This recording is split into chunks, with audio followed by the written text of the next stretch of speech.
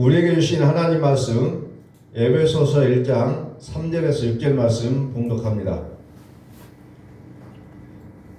에베소서 1장 3절에서 6절 말씀. 찬송하리로다 하나님 곧 우리 주 예수 그리스도의 아버지께서 그리스도 안에서 하늘에 속한 모든 신령한 복을 우리에게 주시되 곧 창세전에 그리스도 안에서 우리를 택하사 우리로 사랑 안에서 그 앞에 거룩하고 흠이 없게 하시려고 그 기쁘신 뜻대로 우리를 예정하사 예수 그리스도로 말미암아 자기의 아들들이 되게 하셨으니 이는 그가 사랑하시는 자 안에서 우리에게 거저 주시는 바 그의 은혜의 영광을 찬송하게 하려는 것이라. 아멘. 우리 한번 선포합니다. 하나님은 살아계십니다. 하나님은 살아계십니다. 2023년이 이제 우리에게 활짝 열려져 있습니다.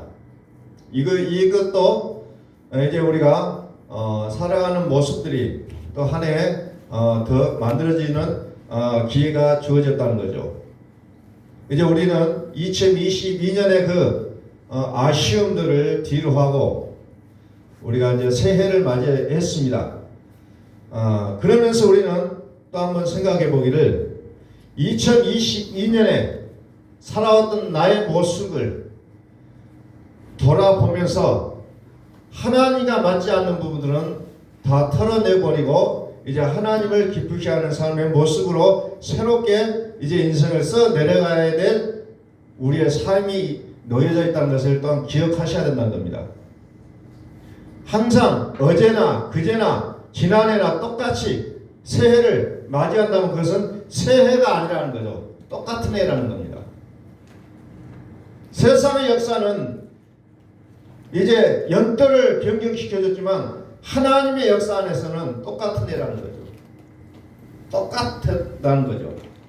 그러나 이제 우리에게 주어진 새해를 우리가 또 어떻게 살아가는 모습을 따라 하나님이 또 우리에게 주실 수많은 이제 것들이 준비되어지고 예비되어지고 계획해 놓으셨다는 것을 우리는 기억할 수 있기를 소원합니다. 오늘 우리는 이 새해를 맞이하면서 정말 나는 믿어야 될 분을 올바르게 찾아 믿고 있는가를 우리는 생각해 보셔야 된다는 거죠. 출애굽기 3장에 보면은 그 호렙산 떨기나무가 나와요. 호렙산 떨기나무. 그래서 이제 거기에서 여호와의 소리가 들립니다. 뭐라고 나옵니까? 3절에 보니까 이에 모세가 이르되 내가 돌이켜 가서 이 큰 광경을 보리라. 떨기나무가 어찌하여 터지 아니하는고 하니 그때 여호와께서 그가 보려고 돌이켜 오는 것을 보신지라. 하나님이 떨기나무 가운데서 그를 불러 이르시되 모세야 모세야 하시매 그가 이르되 내가 여기 있나이다. 라는 장면이 나와요. 호렙산 떨기나무, 불이 붙어있지만 결코 나무가 타지 않는 신기한 현상 앞에 모세가 맞닥뜨리게 된다는 겁니다. 모세는 지금 무엇을 하고 있습니까? 양을 치는 자의 모습입니다. 양치기였어요. 양을 치고 다니는데 어느 날 갑자기 떨기나무에 불이 붙은 것을 보게 된 겁니다. 너무 신기해서 그 앞을 가요. 그러니까 거기에 모세야 모세야 하는 겁니다. 모세야 모세야. 2절에 보니까 여호와의 사자가 떨기나무 가운데로부터 나오는 불꽃 아래에서 그에게 나타나시니라. 뭐가 나타나니까 여호와의 사자라고 나옵니다. 여호와의 사자. 이 사자가 뭐라고 합니까? 여호와로라 여호와로라 한다는 거죠. 근데 이 광경을 보고 수많은 사람들이 뭐라 합니까? 하나님이 나타나셨다고 얘기합니다. 근데 성경은 뭐라고 합니까? 사도행전 7장 35절에 스데반 집사가 정말 어찌 보면 사도행전에서 처음으로 나오는 설교가 어찌 보면 스데반 집사가 하는 설교였어요. 멋지게 설교하는데 그때 그 스데반 집사가 뭐라고 합니까? 그들의 말이 누가 너를 관리와 재판장으로 세우느냐 하며 거절하는 그 모세를 하나님은 가시 떨기 가운데서 보이던 천사의 손으로 관리와 속량하는 자로서 보내셨으니 하나님은 천사의 손으로 가시나무 떨기 가운데서 보이던 천사의 손, 이렇게 얘기합니다. 다시 말해서 떨기 나무의 그 불꽃이 뭐냐? 천사라는 것을 얘기하고 있다는 거죠. 천사. 그것은 하나님이 명령했지만 그것에 나타나는 것은 천사가 나타나는 거죠. 하나님이 아니라는 거예요. 근데 그 천사가 뭐라고 하냐? 여호와루라 여호와루라 이렇게 얘기하기 때문에 혹자는 하나님이라고 그렇게 믿게 된다는 거죠. 그러나 그것은 천사였다는 거죠. 갈라디아서 3장 19절에 보니까 그런즉 율법은 무엇이냐? 범법함으로 더해진 것이라 천사들을 통하여 한 중보자의 손으로 베푸신 것인데 약속하신 자손이 오시기까지 있을 것이라. 즉 천사라는 거죠. 천사를 통해서 하나님 일하신다는 거죠. 하나님이 한편으로 활동하는 천사, 그가 율법도 가져왔다는 겁니다. 근데 이 천사는 언제까지 필요하냐? 약속하신 자손이 오시기까지 필요하다는 거죠. 약속하신 자손은 갈라디아 3장에 보니까 누구라고 표현하면 그리스도라고 얘기하고 있다는 거죠. 그리스도는 진리요, 참이요, 생명이요, 살아계신 주님이라는 것을 우리에게 가르쳐주고 있다는 겁니다. 살아계신 주님, 참, 진리, 그리스도. 그래서 예수님은 뭐라고 합니까? 주의 이름으로 귀신을 쫓아내고 주의 이름으로 병든 자를 기도해주고 주의 이름으로 대접받다 할지라도 그것은 뭐라고 합니까? 거짓 선지라고 얘기하는 거죠. 왜? 겉에는 양의 옷을 입었지만 속에는 이리가 있다는 겁니다. 겉에는 예수를 믿지만 속에는 믿지 않는다는 겁니다.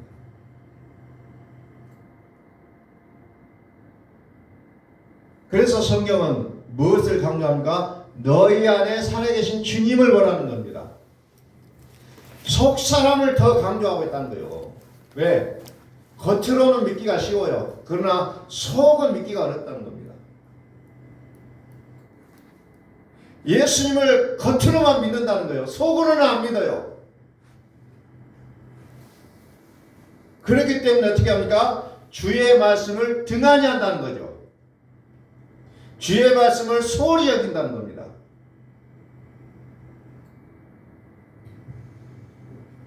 너희 안에 계신 주님을 보라. 우리는 우리의 삶에 책임감이 많습니다. 그래서 내가 주도적으로 살려고 발버둥 치지만 이제는 우리는 새해를 맞이해서 내가 주도적으로 살아왔던 것을 이제 폐하여지고 이제 뭡니까? 하나님의 은사, 그리스도 예수 안에 있는 생명을 우리가 추구해야 되는 삶을 우리에게 주어져야 된다는 거죠. 로마서 6장 23절 보니까 하나님의 최고의 은사, 하나님의 은사는 그리스도 예수 안에 있는 영생이라 그랬어요. 세상에는 많은 은사가 있어요. 우리는 어떤 은사든지 우리는 은사가 있으면 참 좋아요. 선기는 은사, 예언의 은사, 방언의 은사, 병 고치는 은사, 수많은 은사들인데 그 중에 하나만이라도 나한테 있으면 너무너무 좋아요. 그러나 성경은 뭡니까? 하나님의 은사는 그리스도 예수 안에 있는 영생이라고 얘기하고 있다는 거죠.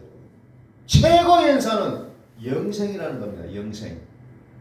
그래서 로마서 12장에는 예언이나 방언이나 병 고치는 것이나 이런 수많은 은사들은 폐하여질 것으로 여긴다는 거죠. 폐하여질 것이다. 그런데 우리는 여전히 폐하여질 것에 대해 아쉬움을 갖고 거기에 연연하고 그거 붙잡고 살아가는 우리의 모습들을 보게 된다는 겁니다. 폐하여질 것인데 우리는 거기에 소망을 두고 살아가는 우리의 모습을 이제는 내려놓으라는 겁니다.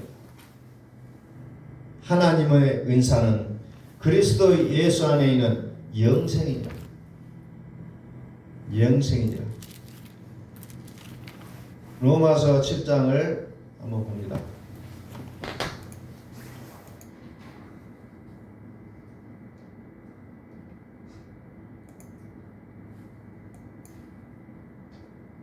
로마서 7장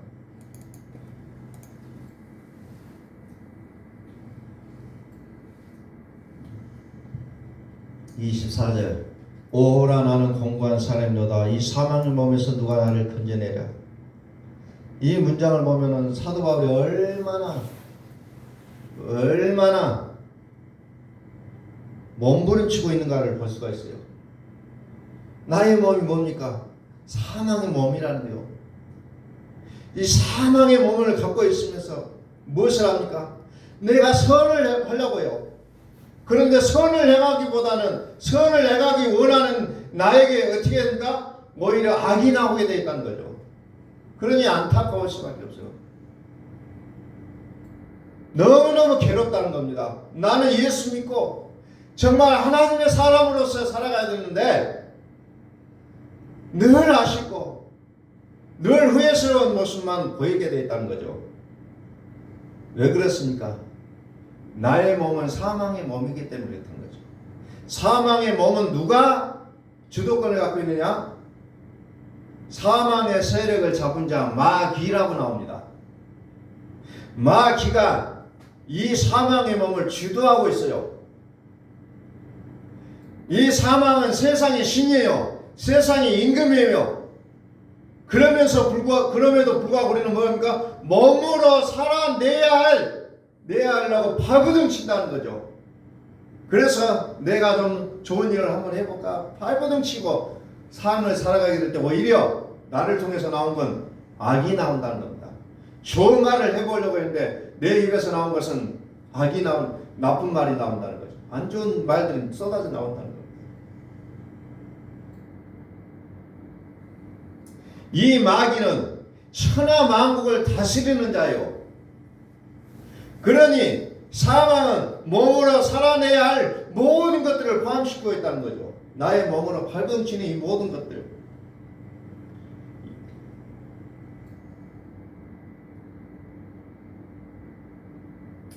그럼 19절 한번 볼까요? 19절, 20절. 만일 내가 원하지 아니하는 것을 하면 이를 행하는 자는 내가 아니요 내 속에 거하는 죄니라. 만일 내가 원하지 아니하는 그것을 하면 뭡니까? 악을 행하면 그것은 내가 아니요 누굽니까? 내 속에 거하는 죄가 그랬다는 거죠. 19절 한번 볼게요.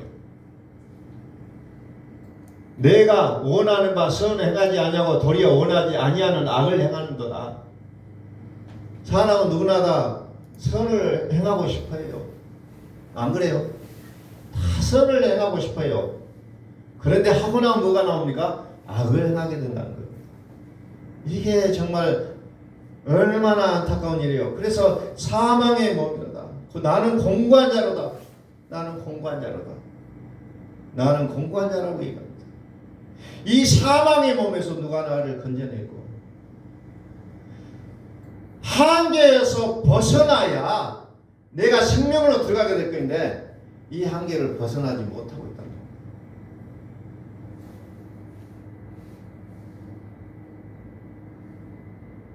이 한계를 벗어나야 돼요. 25절 봅니다. 우리 주 예수 그리스도로 말미암아 하나님께 감사하리로다. 이제 누구 때문에? 예수 그리스도 때문에 뭐가 나오면 감사를 발견하게 됩니다. 이것이 내가 그런 줄 아는데 알고 보니 내가 아니고 뭐요? 내 속에 있는 죄가 그랬구나. 이제 예수님이 책임져 주세요. 이것을 알고 나니까 감사가 나온다는 겁니다. 이것을 알고 나니까 분리가 되어지기 시작합니다. 그래서 악을 행하게 되는 것은 내가 어떻게 해볼 수 없는 거예요. 그러나 그리스도 예수 안에 들어가면은 이제 해결이 되어진다는 거죠. 그것을 사도 바울이 알고 나서 감사를 얘기한다는 거죠. 복음을 깨달은 이후에 감사가 된다. 이 감사가 나오기 전에는 결코 우리가 해볼 수가 없다는 거죠. 결코 해볼 수가 없어요. 오호라 나는 공고한 사람이로다. 이 사망의 몸에서 나를 건져내네. 공고하다. 믿음이 있기에 열심히 했지만은 괴롭다는 겁니다. 여전히 괴로워요. 응? 안 괴롭다고 할 수가 없어요. 누구나 다 괴롭다는 겁니다. 믿음이 있는 사람이라면. 아니 믿음이 이거 아닌데 내가 하나님을 믿는데 왜 이렇게 사지? 하고 눈물을 흘리며 밤새도록 기도했지만 괴로울 따름이라. 다시 말해서 뭐가 악이냐? 성경에서 말하는 악이 뭐냐? 내 몸으로 살아내려고 하는 것 자체가 악이라는 거예요. 내 몸으로 살아내려고 하는 거. 왜? 내 몸은 사망의 몸이라 했잖아요. 그러므로 내가 선을 하려고 하지만은 나오는 것은 오직 악을 행하는 모습이 나온다는 겁니다.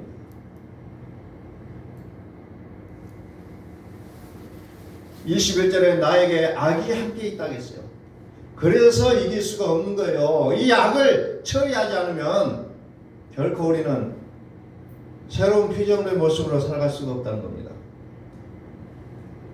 하나님을 즐거워하면서도 하나님의 법을 즐거워하면서도 내가 그렇게 살지 못하는 것은 내 속에 악이 있다는 거죠. 악.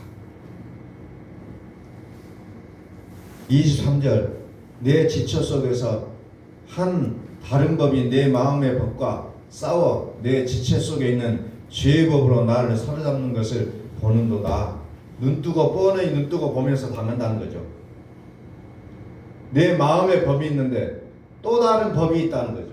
두 법이 내 속에서 치열하게 전투하는데 그때마다 내가 지게 돼 있다는 겁니다. 그때. 마음의 법. 마음에는 하나님의 법이 있고 내 몸에는 죄의 법이 있다는 겁니다. 천하만국을 깨는 자가 있다고 했어요. 그 자를 우리는 마귀라고 부르고 있다는 거죠. 천하만국은 뭐예요? 이 세상을 말할 수도 있지만 내 삶이 직면한 모든 일이 천하만국이에요.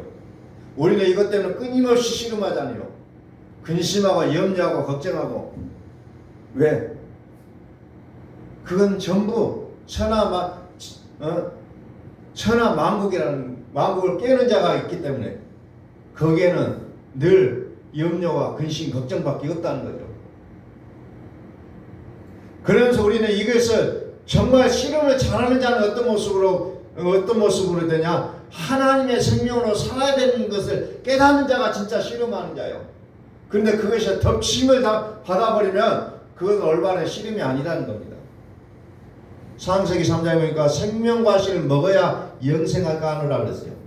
생명과실을 먹어야 영생한다는 겁니다.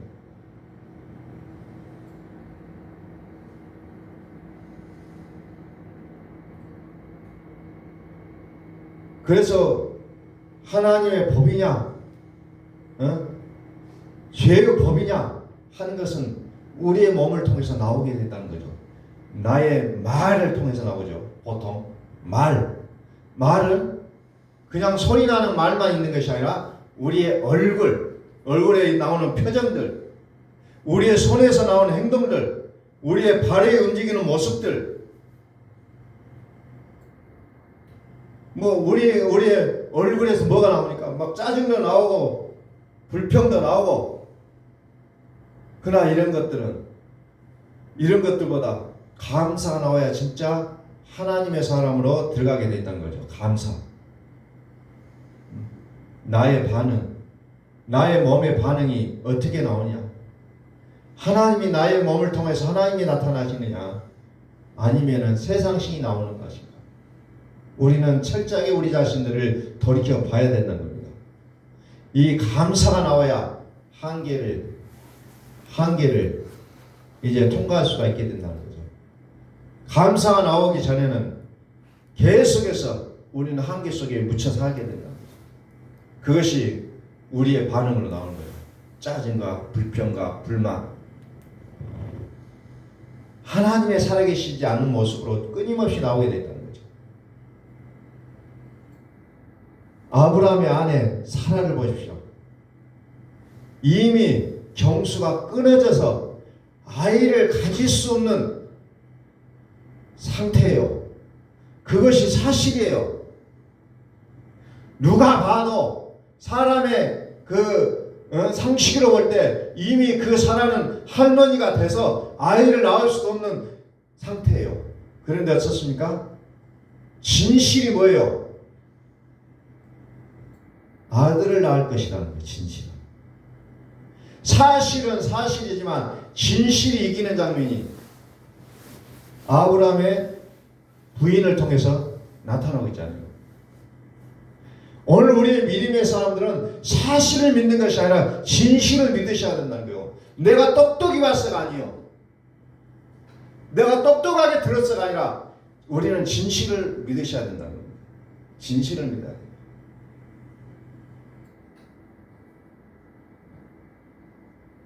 우리의 주도적으로 살아왔던 우리의 몸이 죽고 이제 그리스도 예수가 살아나야 되는 것이 우리의 신년에 우리의 신앙이 고백이 되어져야 됩니다.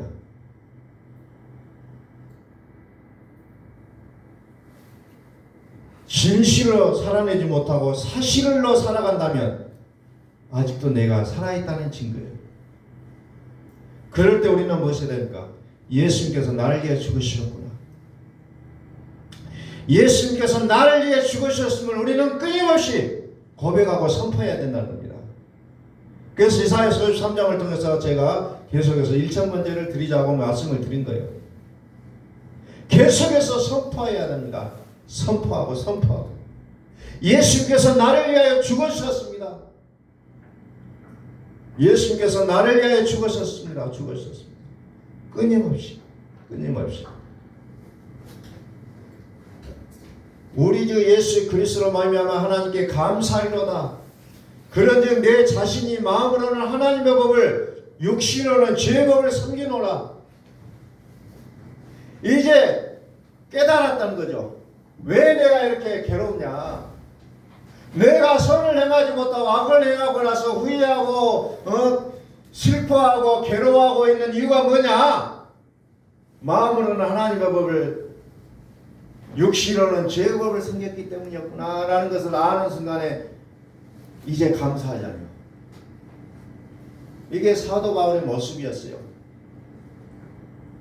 우리는 후회할 일을 끊임없이 해요. 좀 전에도 했고 어제도 했고 그제도 했고 날마다 순간순간마다 우리는 후회할 일을 합니다. 왜 했을까? 근데 그걸 후회하는 것이 중요한 것이 아니라 마음으로 내가 하나님의 법을 육신으로는 죄의 법을 섬겼구나. 이것을 아시라는 거예요. 그리고 뭡니까? 예수 그리스도가 이 모든 것을 해결해 주시구나 라는 것을 알고 감사하라는 거예요. 그 죄에 묶여서 후회하고 반성하고 눈물 짓고 이러는 것이 아니라 예수 그리스도가 이것을 해결해 주실 것인 것을 믿고 감사하라는 거죠. 왜? 아까도 말씀드렸죠. 일을 행하게 한 것은 내가 아니라 뭐가요? 죄가 했다고 했잖아요. 죄가 했다. 우리 속에서 사라지지 않는 그 죄를 우리는 이제 싸워야 되는 그 죄와 싸워야 되는 거예요. 어떻게 싸웁니까? 예수님께서 나의 죄를 깨끗하게 주셨다고 선포하는 거예요. 내가 어떻게 해보려고 하는 것이 아니라 예수님께서 해결해 주셔야 된다는 거예요. 예수님께서. 내가 해결하려고 하니까 참 변하지 않아요. 똑같아요. 어제의 모습, 그저께의 모습, 좀 전의 모습. 2022년도가 지났는데도 불구하고 새해라고 외치면서도 2022년도의 모습으로 살아가는 모습이라는 거죠. 새해가 아니라는 겁니다. 새해가 오지 않았다는 거예요. 이제 우리는 예수 그리스도로 말미암아 새해가 될 수 있기를 소원합니다. 똑같이 살아오면서 나는 새해라고 외쳐봤자 그건 가짜라는 겁니다. 똑같이 살아오면서 나는 새로운 피조물이라고 외쳐봤자 나는 새로운 피조물이 아니라 애탄과 애땅의 모습이라는 거예요. 똑같이 살면서 똑같은 마음을 가지고 새해라고 우리는 주장할 수가 없다는 거죠. 그래서 우리는 일천번제가 그렇게 중요하다는 겁니다. 왜 안 되느냐? 왜 안 되느냐? 21절 다시 한번 내려볼까요? 그러므로 내가 한 법을 깨달으노니 곧 선을 행하기 원하는 나에게 악이 함께 있는 것이로다. 안 될 수밖에 없어요. 깨달았죠? 이제 깨달았어요. 뭘 깨달았습니까? 내가 한 법을 깨달으니 곧 선을 행하기 원하는 나에게 악이 함께 있는 것이로다. 깨달았어요. 내 속에 다른 법이 있다는 걸 알았다는 겁니다. 마음으로는 하나님의 법을, 육신으로는 제 법을 섬겨노라. 그러면서 안 된다고 얘기하고 있어요. 이것을 깨달았으면 이제 감사해야 됩니다. 감사해야 돼요. 아, 나는 안 되구나. 예수님께서 하셔야만 되는구나. 우리는 그래서 감사가 나와야 된다. 이 단계가 끝나야 로마서 8장으로 들어갈 수가 있는 거예요. 로마서 8장. 안 되는 거예요. 로마서 8장에는 뭔 법이 나옵니까? 생명의 성령의 법이 나를 그 죄악으로부터 이제 해방시키는 거예요. 생명의 성령의 법이. 내가 자꾸 그걸 해결하려고 하니까 그래서 후회와 눈물과 좌절과 또 후회와 눈물과 좌절 계속해서 반복한다는 거예요. 계속해서. 갈라디아서 2장 20절. 어찌 보면 이건 신앙이 우리에게 정말 기본이에요. 기본. 이것으로부터 아직 출발은 못했기 때문에 우리는 끊임없이 갈등하고 살아간다는 거예요. 내가 그리스도와 함께 십자가에 못 박혔나니 그런즉 이제는 내가 사는 것이 아니요 오직 내 안에 그리스도께서 사시는 것이라. 이제 내가 육체 가운데 사는 것은 나를 사랑하사 나를 위하여 자기 자신을 버리신 하나님의 아들을 믿는 믿음 안에서 사는 것이라.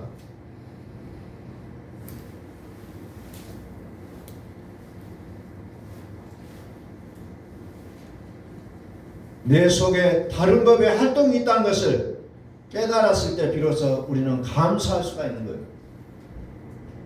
왜? 예수 그리스도의 소망이 있기 때문에.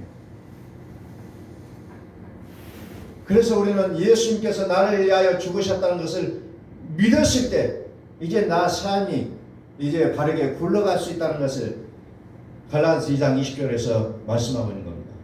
내가 육체 가운데 사는 것은 나를 사랑하사 나를 위하여 자기 자신을 버리신 하나님의 아들을 믿는 믿음 안에서 사는 것이라. 그래서 새해에도 여전히 우리는 그 1000번 예단 중요성을 아시고 아침에 선포하시고 저녁에 선포하시면서 매일매일 우리가 1000번제를 드릴 수 있기를 소원합니다. 하셔야 돼요. 하셔야 됩니다. 이게 믿음의 출발선이에요. 출발선.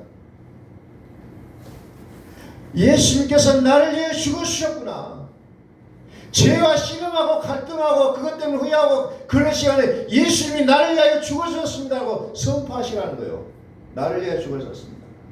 내 속에 또아리를 들고 그냥 나를 붙잡고 놓아주지 않는 그 악을 예수님의 피로 해결하시라는 거예요.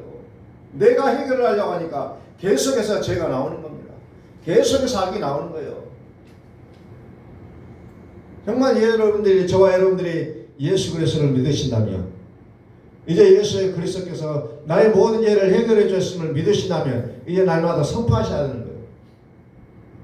내 속에서 악이 떠나도록 그의 피가 우리의 양심까지도 깨끗하게 하셨느니라 날마다 선포하시길 바랍니다. 아무리 그것을 세제로 깨끗이 씻어내려고 해도 안 씻겨져요.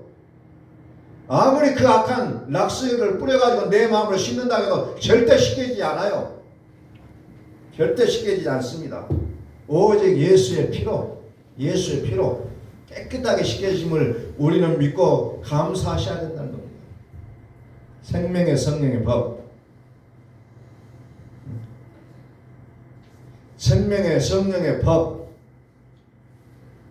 자, 에베소서로 한번 갑니다. 에베소서 1장 17절부터 봅니다. 우리 주 예수 그리스도의 하나님 영광의 아버지께서 지혜와 계시형을 너희에게 주사 하나님을 알게 하시고 하나님을 알기를 원합니다. 18절 너희 마음의 눈을 밝히사 그의 부르심의 소망이 무엇이며 성도 안에서 그 기업의 영광의 풍성함이 무엇이며 하나님의 우리를 부르신 소망이 무엇인지를 알아야 된다는 거죠. 그리고 무엇이 우리의 기업인지를 알아야 된다는 거죠. 1절로 갑니다. 1절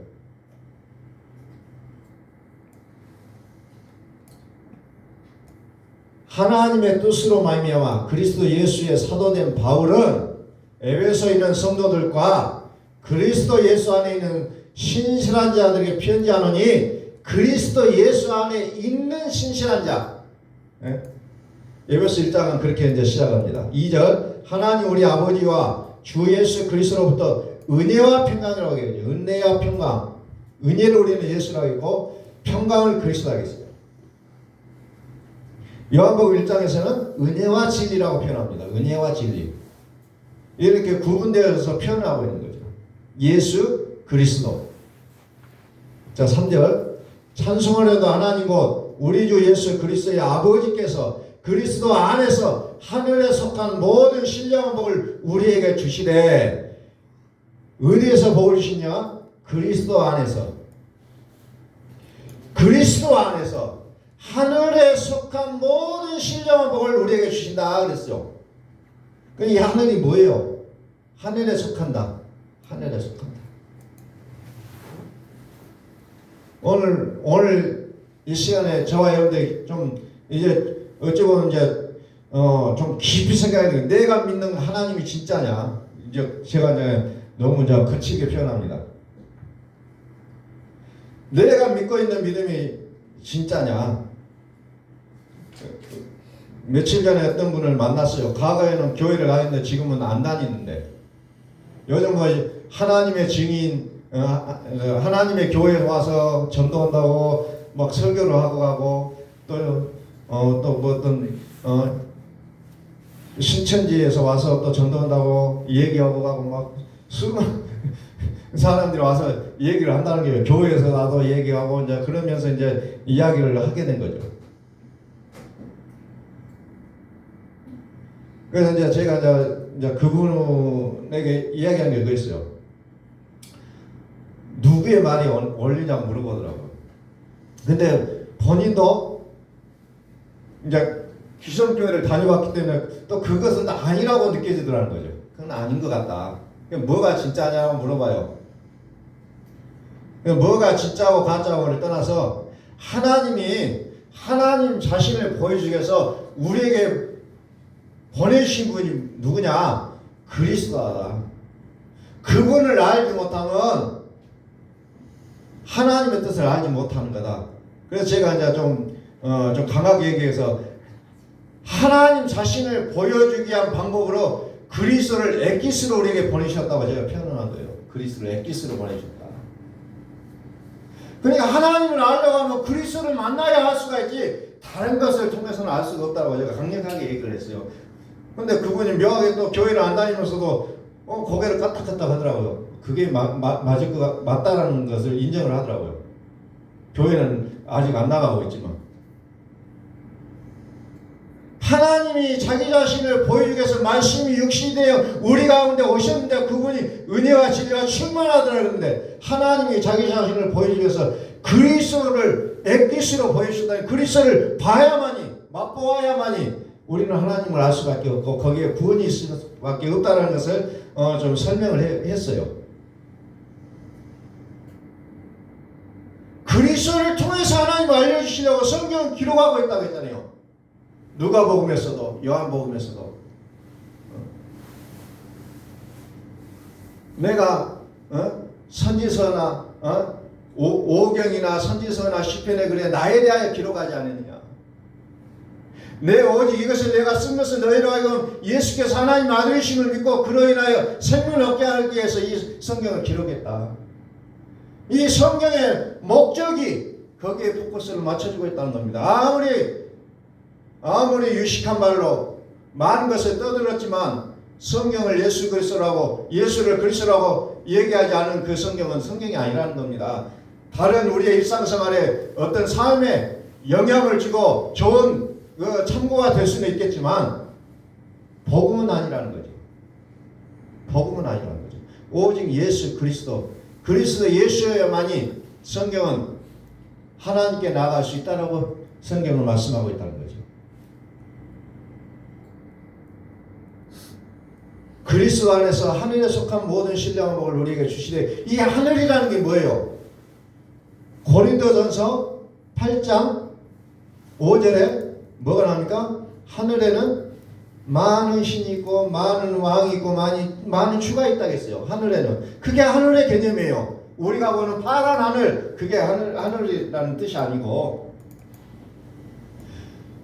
그래서 하늘에 속한 모든 신령한 복을 우리에게 주시되 그 신령한 복을 뭐로 압축하느냐? 그리스도로 얘기하고 있잖아요. 4절 보니까 그 참서전에 그리스도 안에서 우리를 택하사 우리로 사랑 안에서 그 앞에 거룩하게 하고 흠이 없게 하시려고 그 기쁘신 뜻대로 우리를 예정하사 예수 그리스도로 말미암아 자기 아들들이 되게 하셨으니, 그리스도 안에서 하늘에 속한 신령한 복을 우리에게 주신다. 그 복이 뭐냐?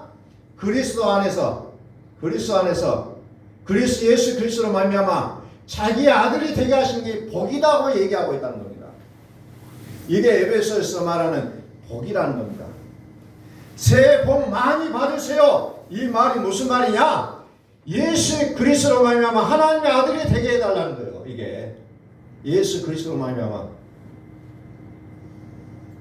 그리스도 안에서 하늘에 속한 모든 신령한 복을 우리에게 주시되 라고 단서를 모든 것을 다 주셨는데 그 복의 중심이 뭐냐? 예수 그리스도로 말미암아 하나님의 아들 된 것이 최고의 복이다라는 것을 설명을 해주고 있다는 거죠. 오늘 내가 무엇을 해도 잘 안 돼요. 뭐 하는 것마다 안 돼요. 그러면 나는 하나님의 복을 못 받은 자냐? 아니에요. 하나님의 아들이 되었다면 최고의 복을 받으신 줄로 믿으시기 바랍니다. 그 복에 대한 확신을 가진 자에게 이제 하나님은 뭐합니까? 하늘에 속한 모든 신령한 복을 우리에게 땡겨다 주신다는 거예요. 모든 것을. 그러나 그 복의 핵심에는 예수 그리스도가 담겨져 있다는 겁니다. 예수 그리스도. 결국은 풀어지게 되어 있다는 거예요. 안 되는 게 아니고 다 되게 되어 있다는 거예요. 그런데 그 중심에는 뭐냐? 하나님과 나와의 관계가, 아버지와 아들의 관계가 철저하게 되어 있느냐 안 되느냐 이거예요. 하나님은 그것을 최고의 복으로 여겨주신다는 겁니다. 하늘, 땅. 여기서 말하는 하늘, 땅은 뭐냐? 옛하늘과 옛땅이요. 이제 우리가 들어가야 되는 그리스도 안에서 뭐합니까? 새 하늘과 새 땅으로 들어가야 된다는 거예요. 그 새 하늘에는 뭐가 있습니까? 바로 전능하신 이와 어린 양이 계신다는 거예요. 날마다 선포하세요. 예수님이 나를 위해 죽으셨습니다. 이사야서 53장 4절에 6절 말씀을 날마다 읽으세요. 날마다. 그래서 애워서도 할 수 있잖아요. 그러면서 살면서 일하면서 틈나는 대로 계속해서 선포하시라는 거. 내 입에서 악한 말이 나왔을 때 그것을 외치라는 거예요.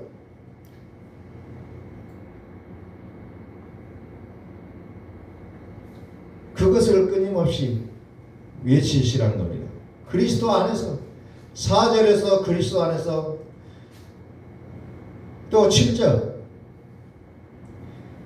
우리는 그리스도 안에서 그의 은혜의 풍성함을 따라 그의 피로 말미암아 성량과 제사함을 받았니라. 그리스도 안에서 제사함을 받았다고 얘기합니다. 그리스도 안에서 은혜, 피, 은혜의 풍성함을 따라 그의 피로 말미암아 그의 피, 예수의 피로 우리의 양식까지도 깨끗하게 했었을 때 비로소 제사함이라고 표현하고 있잖아요. 제사함, 은혜와 피, 은혜와 평강. 은혜는 십자가의 사랑이요, 피는 양식까지도 깨끗하게 하는 그리스도 피를 얘기하고 있다는 겁니다. 그래서 우리가 성찬식 할 때 그 언약의 피를 마시면서 기념하라고 했잖아요. 기념하라는 건 뭡니까? 내 생각에 집어넣으라는 거예요. 생각하라. 기념하라는 게 하고 끝내버린 것이 아니라 생각 속에 집어넣으라는 거예요. 그 언약의 피를 생각 속에 집어넣으라는 거예요. 10절 하늘에 있는 것이나 땅에 있는 것이 다 그리스도 안에서 통일되게 하려 하심이라. 그러니까 옛 하늘과 옛 땅이 이제 그리스도 안에서 새하늘과 새 땅으로 돼야 되는 거예요. 이게 통일이라는 겁니다. 이게 통일. 이게 하나님의 일이라는 거예요. 그리스도 안에서 통일되게 하려는 것이다. 9절 그 뜻의 비밀을 우리에게 알리신 것이요 그의 기뻐하심을 따라 그리스도 안에서 때가 찬 경륜을 이하여 예정한 것이니 그리스도 안에서 때가 찬 경륜. 하나님의 뜻이 뭐냐? 그리스도 안에서 이루어진다는 겁니다. 그리스도 안에서.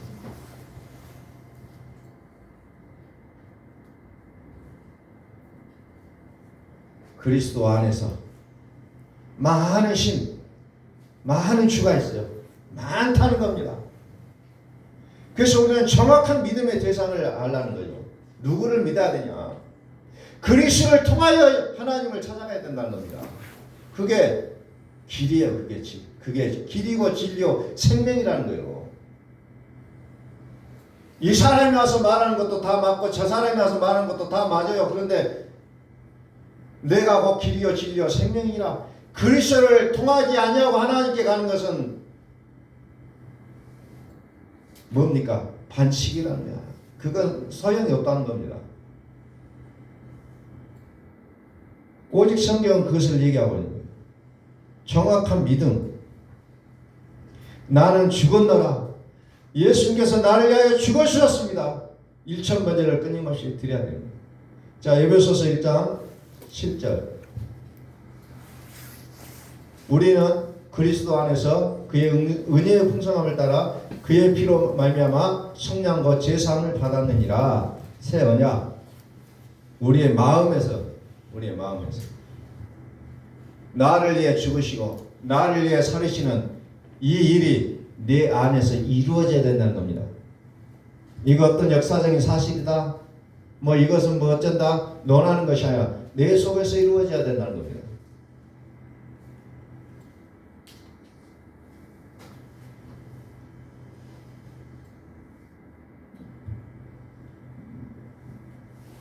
어떤 분을 만나고 이제 철학이라는 것을 이제 이야기하게 됐어요. 그 사람은 이제 기독교를 비판하게 하는 소리고 이제 이런 이야기들을 많이 했었어요. 그래서 막 책을 읽어갖고 와서 막 이런저런 이야기를 하더라고요. 그래서 철학은 그거 철학이고, 그래서 이제 결론을 내려주긴 했습니다만은 이 모든 일이 내 안에서 이루어져야 나와 상관이 있는 거예요. 그래서 모든 것은 어디냐? 그리스도 안에서 라는 단서를 우리는 정말 중요하게 보셔야 돼요. 그리스도 안에서. 그러면서 뭐니까 영광의 찬송이 되게 하시리라 그랬지. 영광의 찬송. 12절에 영광의 찬송. 영광의 찬송 뭐요? 영광은 그리스도라고 얘기했어요. 찬송을 인정하는 거예요. 예수께서 그리스도였으면 인정하라는 거예요. 끊임없이. 그 영광을 인정하는 건 뭡니까? 1,000번째를 통해서 이게 이루어지게 되어 있다는 거죠. 그래서 우리는 이것이 나의 속에서 이루어지고 이것을 우리가 학대하면 뭡니까? 이제 우리가 전도하는 것은 이제 그게 확대되어진 거죠, 사실상. 복음을 전달하는 거예요. 그가 믿는 것은 그가 할 일이고 내가 할 일은 전달하는 거라는 거죠. 그래서 이것이 끊임없이 우리의 삶 속에 나의 입술을 통해서 나의 행동을 통해서 나의 어떤 모습을 통하여서 하나님이 보여지게 돼야 된다는 거죠. 그리스도의 모습이 나를 통해서 보여져야지 그것이 전도가 되는 거지. 옛날처럼 그냥 말만 한다고 해서 요즘 사람들이 하나님을 보지는 않아요. 말하는 사람들은 많거든요. 정말 말하는 사람들은 많아요. 말도 유창하게 하고. 내 안에 그리스도께서 살아계신다면 그분이 나를 통하여서 그리스도의 모습으로 살아가게 하신다는 겁니다.